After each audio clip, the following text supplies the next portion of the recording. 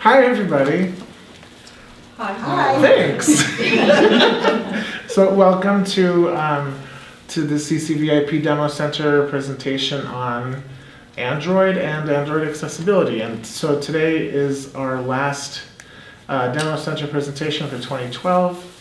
Thank you for joining us. And my name, for those of you who don't know me already, my name is Gus Chalkias. I'm the coordinator of the Technology Demonstration Center here at CCVIP. And I get to put together all these fun presentations, and basically I get to have a lot of fun playing with all the new and latest toys and get paid for it. So I'm really very blessed. So we decided, after hearing for last 3 or so years, iPhone, iPad, I this, I that, and what's it and what's not, whatnot, we decided there's got to be some kind of alternative out there, right? And so I was, slowly but surely, Android has been kind of creeping into the market in terms of accessibility for those of us who have or who are dealing with some level of vision loss, right? So we've been looking at the Android devices, and tonight I'm going to look at 2 devices in particular, a tablet and a cell phone, both running the Android operating system. So, but before I do that, let's let these people walk in. Hello. Hi. Welcome. So, before I actually show you the devices themselves, what I'd like to do is kind of clear up what do we mean by the word Android. So, because a lot of times we just throw the terms around, and a lot of people don't really know what one thing or another means.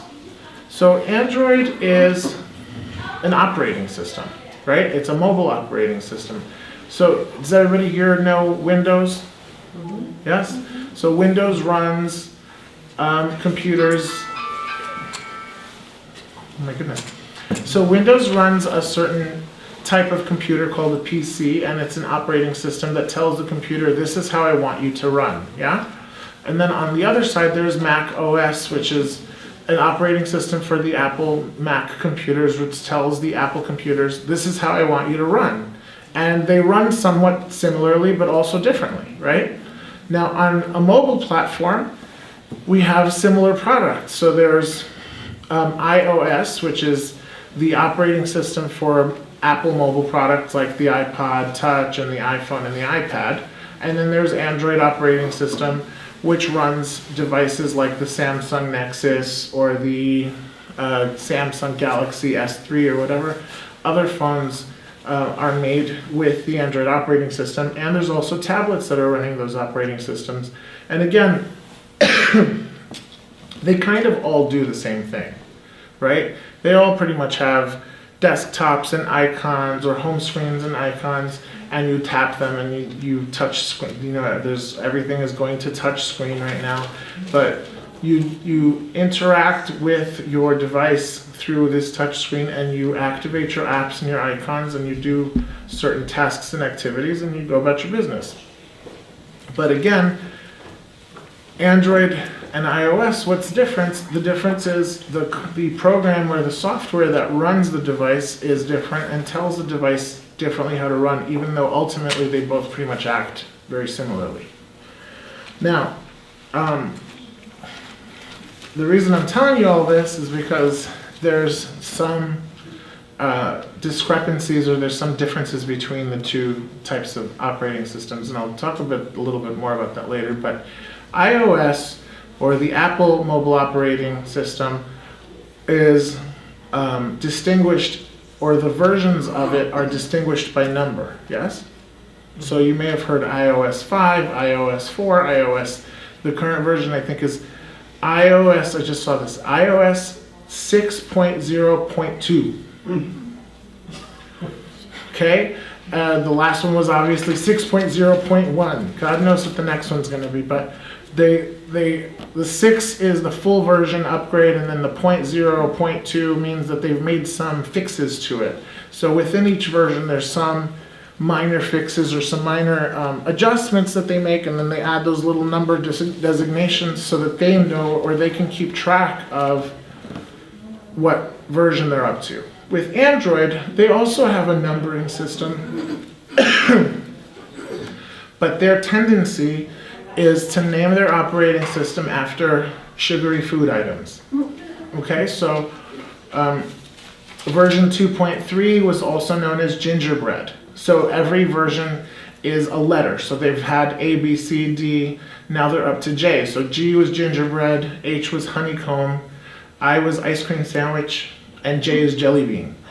So the current version of the Android operating system is Jelly Bean.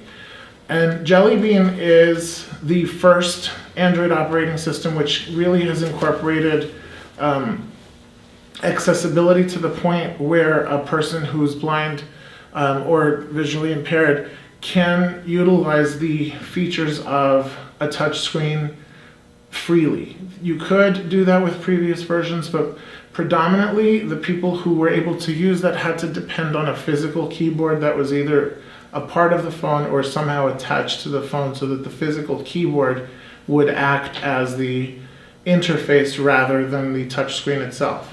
Make sense?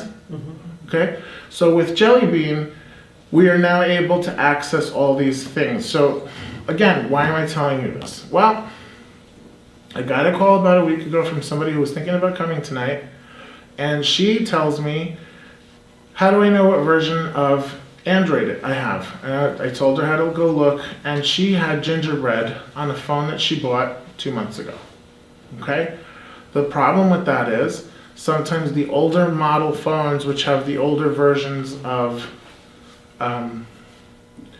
the Android operating system, cannot manage or cannot handle the newer versions of the software, so they stay at the previous version. So if you go and buy an older phone that has gingerbread on it or 2.3 on it, and it cannot update to version 4.2 or Jelly Bean, then you don't have a phone that's accessible this way.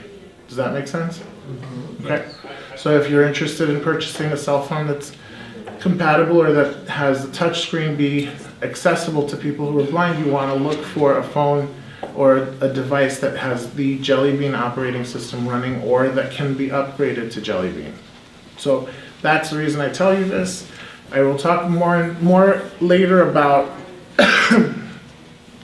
some of the differences between Jelly Bean and iOS, because those are the two predominant mobile platforms that we're looking at these days. Unfortunately, there is a Microsoft, a Windows, I think we're up to Windows 8 mobile or something like that, but it unfortunately has no accessibility features and doesn't have any compatibility with any accessibility software. So it kind of leaves a lot to be desired. But Android is really making a lot of strides in terms of what they're creating.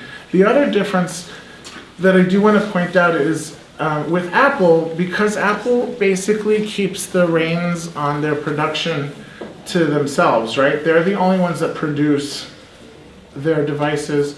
So every year there's one iPhone. It's not like there's 20 different models of the iPhone or 20 models running iOS, right? It's just one iPhone, one iOS. With Android, it's 50 phones, which are all slightly different than the next. So they all have a tweaked version of Android. So they're all running a little differently because the hardware is different, because it's produced by Samsung or it's produced by HTC or it's produced by whomever. So that's also something to be aware of when you're looking at devices like this. But enough talking, Gus, let's move on.